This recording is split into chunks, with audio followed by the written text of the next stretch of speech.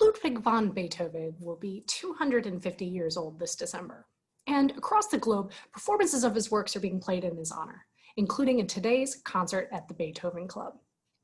There's probably no one in the history of Western music that has made more of a mark. As Alex Ross has noted in a recent piece for The New Yorker, the professional orchestra was established in large part due to the incessant performances of Beethoven's symphonies in the early 19th century.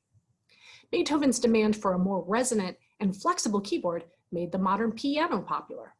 And Beethoven's music was front and center in the 19th century as concert programs shifted from highlighting the latest music to putting the classics, like Beethoven's sonatas, as the center of the show.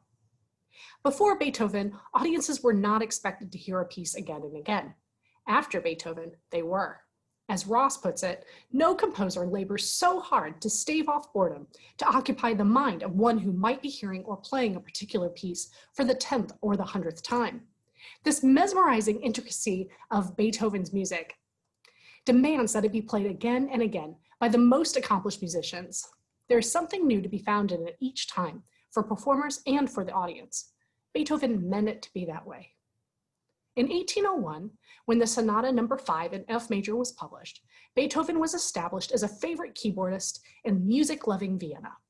His playing was applauded by the great and powerful of the city, in whose homes Beethoven appeared as an artist for private concerts. After 1795, he was headlining public concerts as well, and he performed his own compositions.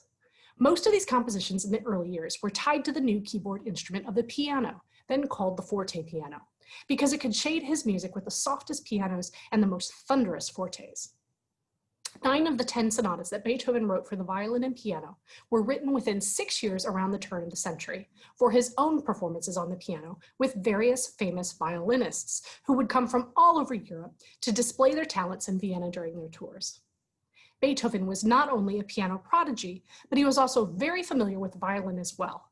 He had played the instrument from his young years and had even studied it professionally in Vienna in his 20s.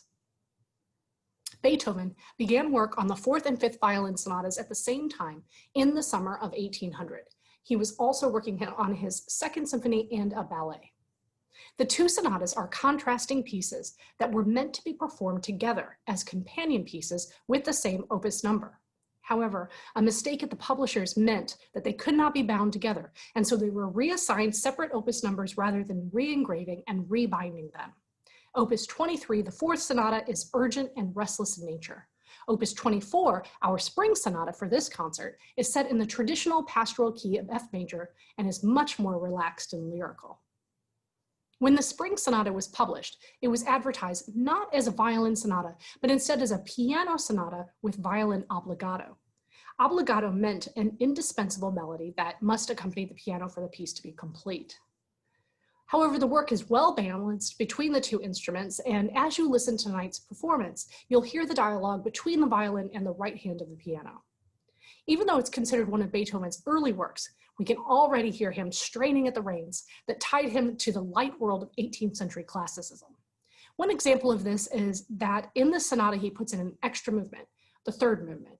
Although it is very short, barely a minute in length, it demonstrates that Beethoven, even in his earliest years, is wanting to break out of the mold of classical sonata form and experiment. The piece opens with 2 themes, a graceful ornamented melody, stated first in the violin and then in the piano, followed by a lively ascending theme introduced by 3 sudden short accents. The opening melody begins with a long high note, and it tumbles downward to land on a long lower note that is a 6th lower. Beethoven uses this interval of a descending 6th as a melodic feature throughout all the movements of this sonata. The flowing, twirling themes and short decorative trills in the violin part sound kind of like birds and water. They're no doubt the reason that it was designated the Spring Sonata, even if the subtitle was given by Beethoven's publisher and not the composer himself. The themes are traded back and forth through the movement by the violin and piano, almost like a sprightly conversation between friends during a walk outdoors, perhaps climbing a hill in order to enjoy the scenery.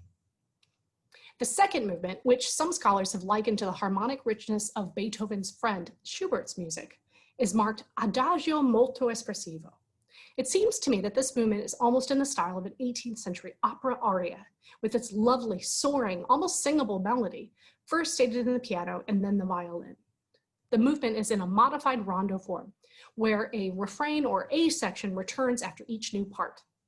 Each restatement of the melody is more ornamented, emotional, increasingly passionate. The quick, surprising scherzo is that extra third movement.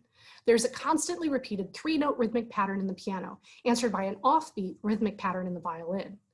It is Beethoven's first use of scherzo in a violin sonata, and he would use this short, lively, and some would even say savage movement increasingly in the following years. The finale is another rondo, much in the style of Mozart. The main A section theme, a lilting singing melody, is heard 4 times in between the other contrasting sections. This movement includes a great deal of dramatic, dynamic contrasts as well. The triplet rhythms bounce along, and we kind of feel like Beethoven was quite happy when he wrote this, in a bantering and playful mood. It is a time before he realized, or at least admitted to himself, his devastating loss of hearing. Although to us today, the light world 18th century Viennese classicism might sound easy to the casual listener, in contrast to the difficult contortions that are required of more modern music, the sonatas by Beethoven are demanding for the most superior musicians, not just the technical challenges, but the expressive challenges as well, the range of melodies, the dynamic expressions. When we listen to the sonata, we can hear the proto-romantic Sturm und Drang style percolating underneath the refined music. In his lifetime, the violin sonatas were not loved by critics. They were said to be bold and inventive. Who knows what those listeners might have made of that random 1-minute scherzo? It's this quality of the unexpected, of course, that marks Beethoven's music as classic for all of time. Enjoy.